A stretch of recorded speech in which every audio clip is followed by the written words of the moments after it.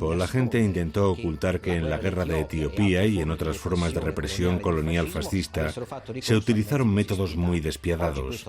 Hoy lo sabemos a ciencia cierta, y creo que esto nos ha dado más pruebas para desacreditar a esos que ahora presentan el fascismo como una dictadura benevolente y patriótica que fue contaminada y echada a perder por la alianza con Alemania. Lo de Etiopía no era solo una conquista territorial para los italianos. Trataba de invertir el orden internacional. Se trataba de retar a los poderes predominantes mediterráneos, los británicos y los franceses, por el control final. Esa batalla, esa ruta hacia la guerra mundial, empezó en Europa con la crisis etíope en 1935. La agresiva política exterior de Mussolini era inmensamente popular en Italia, pero envenenó las relaciones con Gran Bretaña y Francia. Mussolini sabía que, en contraste con Gran Bretaña y Francia, él tenía el apoyo de Hitler en Etiopía. Y entonces ambos dictadores apoyaron al general Franco cuando se alzó contra el gobierno de izquierdas en España.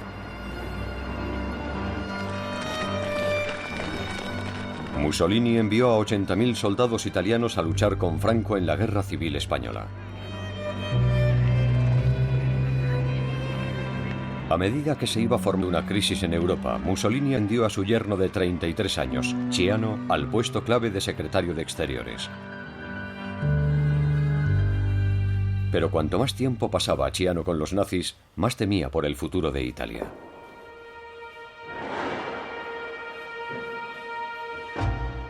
Ciano empezó a llevar un diario secreto que sobrevive como uno de los relatos más increíbles de la historia del siglo XX. En una de sus primeras entradas describe la visita de Mussolini a Hitler en Berlín en 1937. Mussolini capturaba a la multitud con su magnetismo, su voz y su impetuosa juventud. ¿Será suficiente la solidaridad de los regímenes para mantener juntas a dos naciones cuyas razas, culturas, religiones y gustos son totalmente opuestos?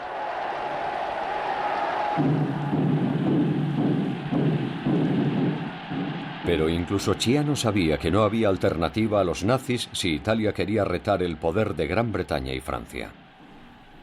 Hoy el eje Roma-Berlín es algo muy real y extremadamente útil. Los fascistas y los nazis le proporcionaron a Franco un apoyo militar impresionante, ensayando técnicas que perfeccionarían durante la Segunda Guerra Mundial. Una era el bombardeo de civiles para crear el caos en masa. Ciano se jactó de su efecto en Barcelona. El ataque completo duró solamente minuto y medio. Edificios pulverizados, tráfico interrumpido, pánico que se convirtió en locura. 500 muertos, 1.500 heridos.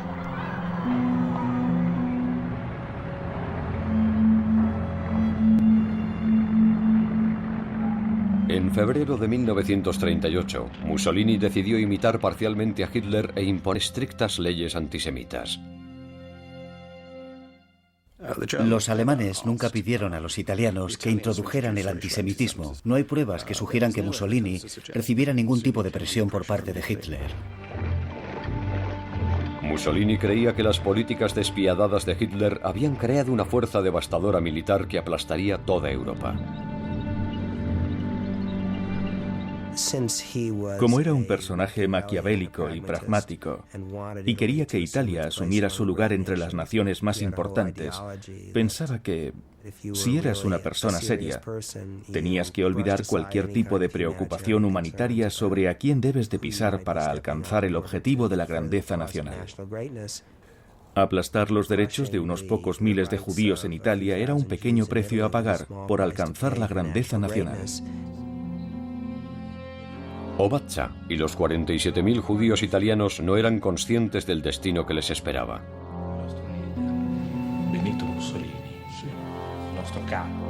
El 11 de marzo de 1938, Ciano solo escribió una frase. 18 horas. Austria ya no es independiente. Sin abrir la boca, Mussolini había permitido a Hitler anexionar Austria al Tercer Reich. En una noche, Italia perdió su estado tapón. Muchos desastres vendrían después. Mussolini quería que le vieran como una persona despiadada, al igual que Hitler. Ciano reveló: lo cierto sobre los bombardeos de Barcelona es que Mussolini dio las órdenes. Franco no sabía nada y ayer nos pidió que los suspendiéramos por miedo a tener complicaciones con las relaciones internacionales.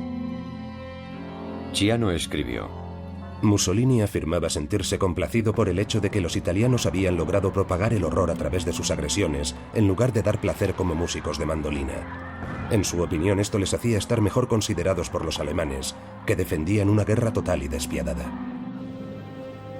Mussolini también le dijo a Ciano: los italianos deben aprender a ser menos compasivos para convertirse en duros, implacables y agresivos. Amos. Mussolini intentó impresionar a Hitler declarando que los italianos eran arios como los alemanes. Los judíos pasaron a ser una raza inferior. Se aprobaron leyes formales privando de derecho a voto y a representación a la comunidad judía en su totalidad, echándolos de los cargos públicos, echando a los niños judíos de los colegios, impidiendo que acudieran a las universidades, que desempeñaran cargos públicos. Ettore Obatza, el orgulloso y patriota veterano de guerra y devoto fascista, escribió una carta personal al duce. Mi escritura no es buena porque me tiemblan las manos. Es el final de una realidad, de sentirnos como uno con los italianos. ¿Cuántos empezamos en 1919 y le seguimos hasta hoy con amor a través de muchas batallas, guerras, viviendo su vida, si todo se ha terminado? ¿Acaso esto era solo un sueño? Los primeros edictos de Mussolini dividieron a los judíos. Antiguos fascistas como Obatza y veteranos condecorados podían conservar sus trabajos, sus negocios e incluso permanecer como miembros del partido.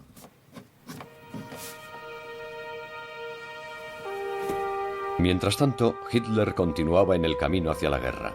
Ahora le había dado un ultimátum a Checoslovaquia: o nos entregáis las provincias germanoparlantes de los Sudetes u os invadiremos. Ciano se lamentaba. Naturalmente, el objetivo será destruir Checoslovaquia por completo. Es la guerra. Que Dios proteja a Italia y al duce. Europa contenía el aliento. En el último momento, Gran Bretaña suplicó a Mussolini que intentara retrasar el ultimátum alemán 24 horas. Esa tarde, Mussolini y Ciano partieron hacia Múnich. Hitler le dijo a Mussolini que quería todo el territorio de los Sudetes, que ya había formado parte del Imperio Austrohúngaro, pero había sido cedido al nuevo Estado de Checoslovaquia después de la Primera Guerra Mundial. En la conferencia de Múnich, Mussolini presentó el plan de Hitler como suyo.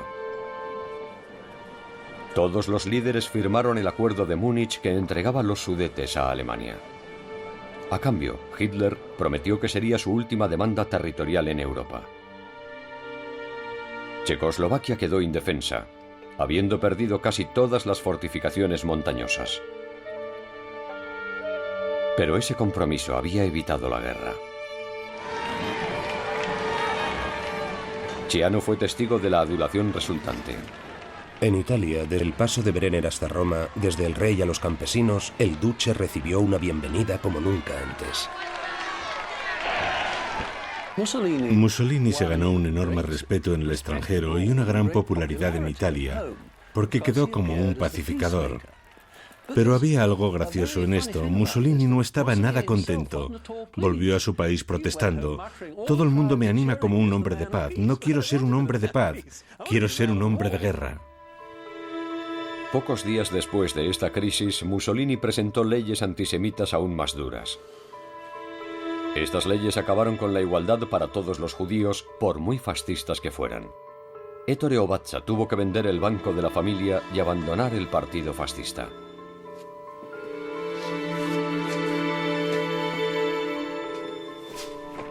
En marzo de 1939, Hitler rompió el acuerdo de Múnich. Las tropas alemanas penetraron en Checoslovaquia. Era la primera vez que ocupaban territorio no germanoparlante. Hitler no advirtió a Mussolini. Solo después fue cuando el embajador alemán Hess se lo dijo a Mussolini. El Führer agradece a Italia su inquebrantable apoyo. Mussolini se sentía frustrado. Cada vez que Hitler conquista un país me envía un mensaje. La marcha del fascismo parecía imparable, con Franco triunfando en la Guerra Civil Española. Para mantener el ritmo de Hitler, Mussolini tomó Albania en abril de 1939.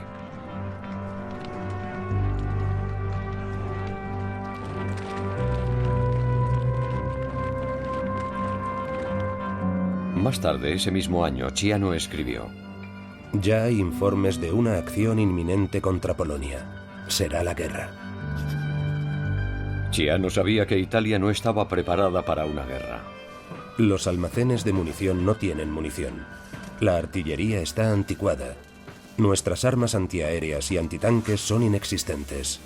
Nuestras reservas de oro se han visto reducidas a prácticamente cero. Debemos evitar una guerra.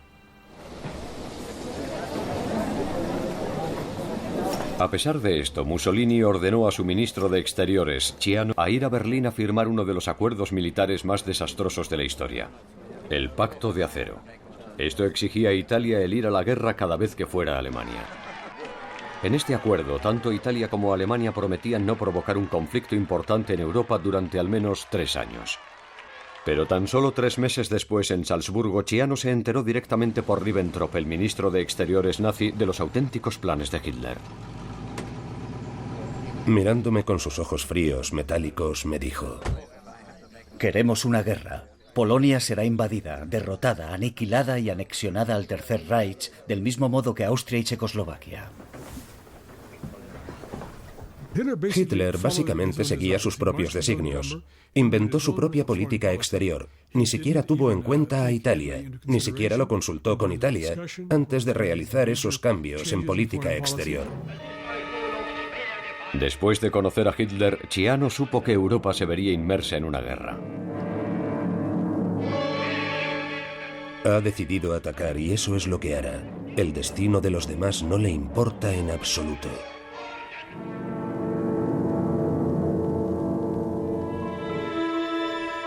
Ciano se sintió desesperado e indefenso.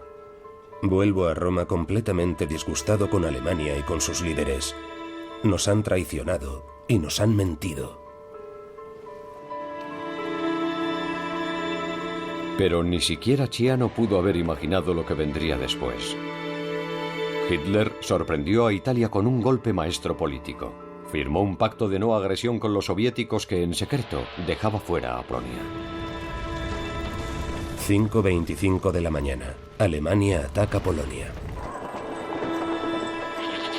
11 de la mañana. Gran Bretaña declara la guerra a Alemania. Ciano se esforzó al máximo para evitar que Mussolini les llevara a la guerra. La idea de unirse a los alemanes le atrae, pero debo luchar hasta el final. Si no, significará la ruina del país, la ruina del fascismo y la ruina del mismísimo Duce. Mussolini le dijo a Ciano: Los italianos, después de haber escuchado mi propaganda belicista durante 18 años, no pueden entender cómo puedo ser el heraldo de la paz. Ahora Europa está en llamas. Creo que Mussolini siempre vio la incapacidad de Italia para entrar en guerra en 1939 como un fracaso, como algo que le avergonzaba. Pero era, en términos internacionales, un revolucionario. Era un hombre con una misión. Tenía que dejar su impronta en la historia haciendo grande a Italia, o haciéndola aún más grande, y no podía hacer eso sin una guerra. A medida que